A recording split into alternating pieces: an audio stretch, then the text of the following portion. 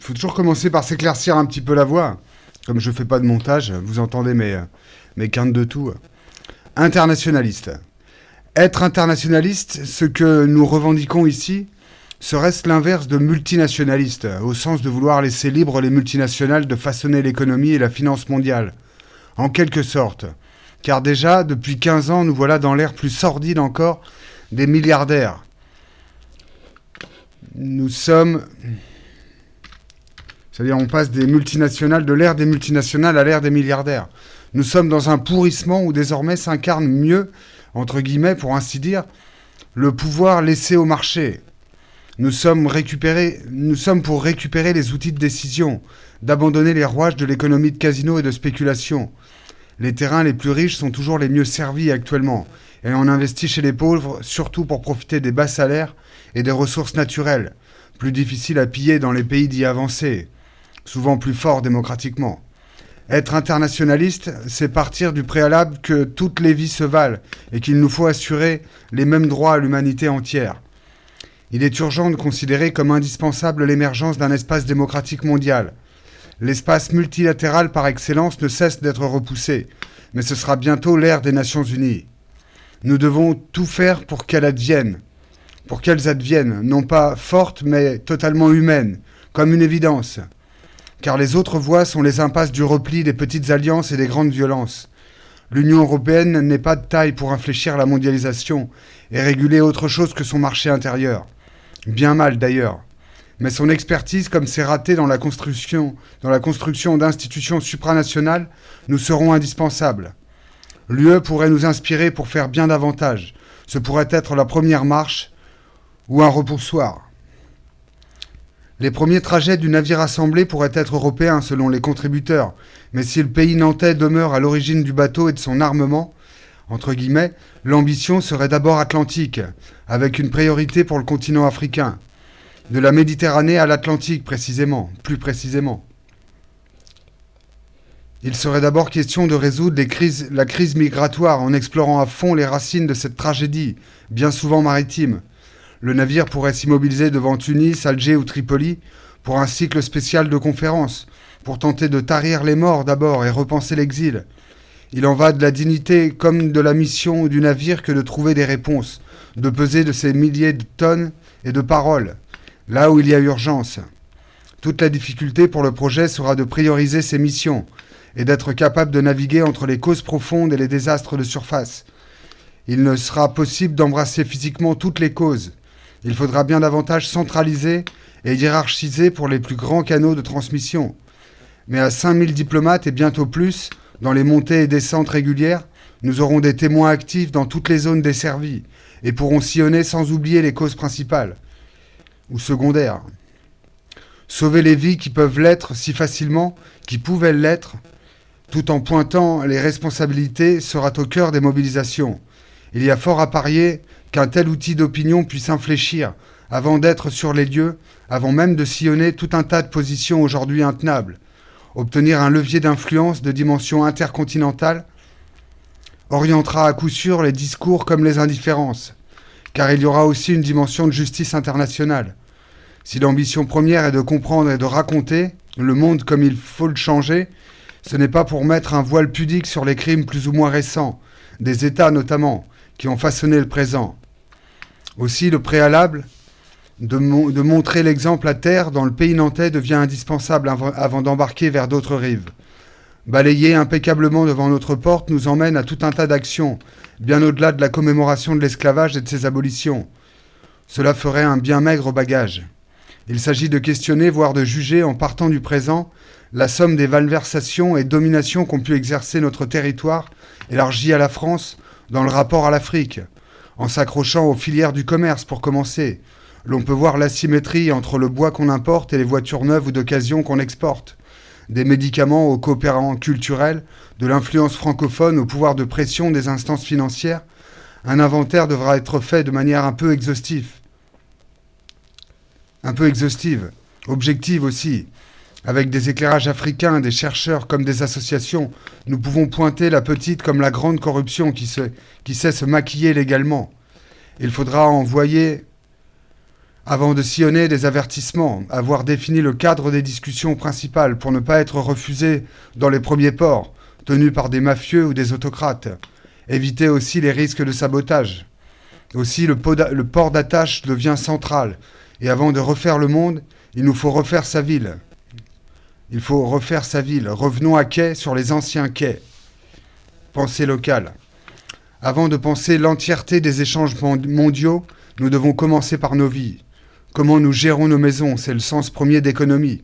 En simplifiant, c'est ce qui entre et ce qui sort de la maison. Au niveau individuel, nous pouvons penser à nos courses en premier lieu et quel rapport au monde elles impliquent. Assez vite, selon les moyens, on se détache des conditions de production de ce que nous consommons. On se détache des conditions de production de ce que nous consommons. Si la liste des ingrédients est obligatoire, les lieux de production ainsi que les conditions de travail sont largement passés sous silence. Sauf à n'acheter qu'en Biocoop ou au marché, il est vite difficile d'imaginer le travail, les déplacements liés à chaque produit.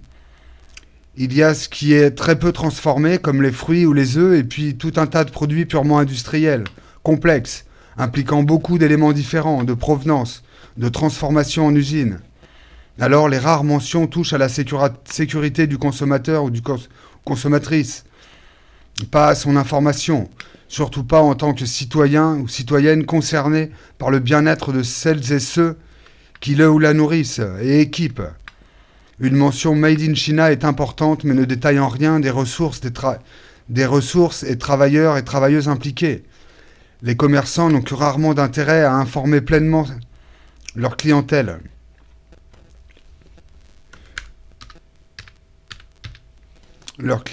Ce serait du temps perdu. Et puis la transparence n'inciterait pas forcément à consommer davantage, sans nous mettre en solidarité et sur un pied d'égalité pourtant avec ceux qui fabriquent, conditionnent ou transportent, nos discours deviennent vite creux. Il y a donc une grande vague de transparence à soutenir dans nos commerces, et ce pourrait être le genre d'exercice utile pour le pays nantais avant de devenir pionnier plus largement sur les échanges mondiaux. Ce serait l'art de balayer devant notre port.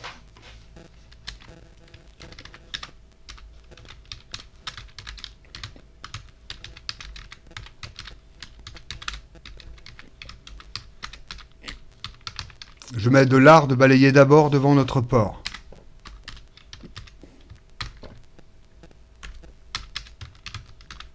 Avant qu'il ne renaisse. Je ne sais pas si le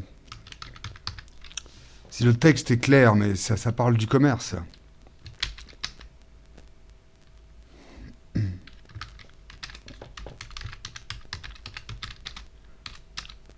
Le commerce est à reconstruire, à socialiser.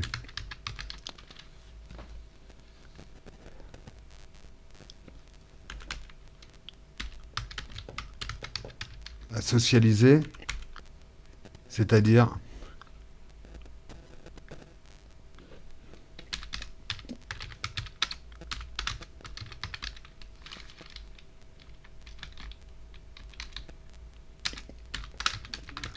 à rendre plus humain enfin.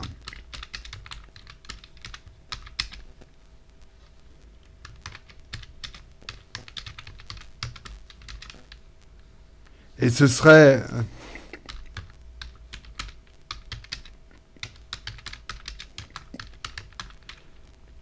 légitime qu'un ancien port de commerce négrier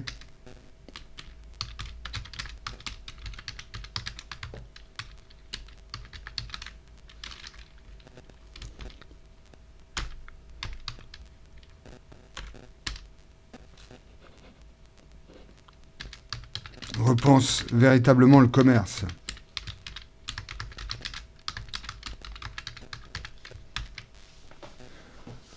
Je termine donc par le commerce est à reconstruire, à socialiser, c'est-à-dire à rendre plus humain enfin. Et ce serait légitime.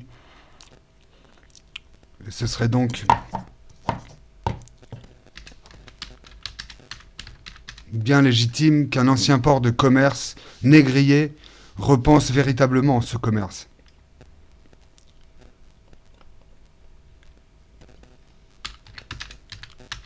Les échanges économiques. Je peux pas mettre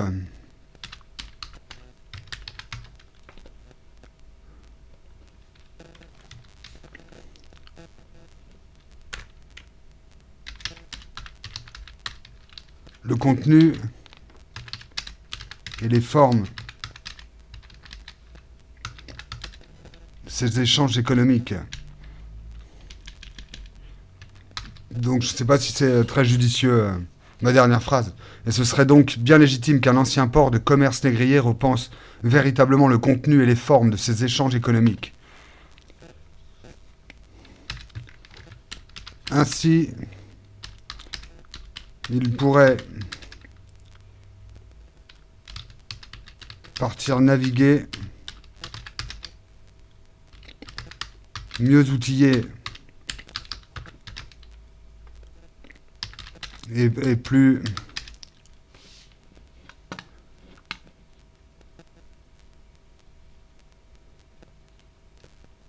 je vais remplacer le légitime que j'ai mis avant pour le mettre là.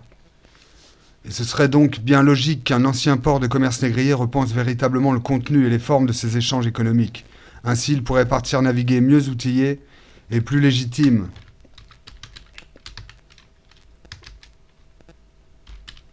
pour œuvrer au rapprochement entre les peuples. Bon, j'enfonce des portes ouvertes ou des banalités, je ne sais pas. Je sais que quand il y a le micro et que ça filme, je n'écris pas pareil. Alors, déjà, je vois moins bien mon texte. Voilà un morceau. Ce que ça vaut, en tout cas, comme petit morceau.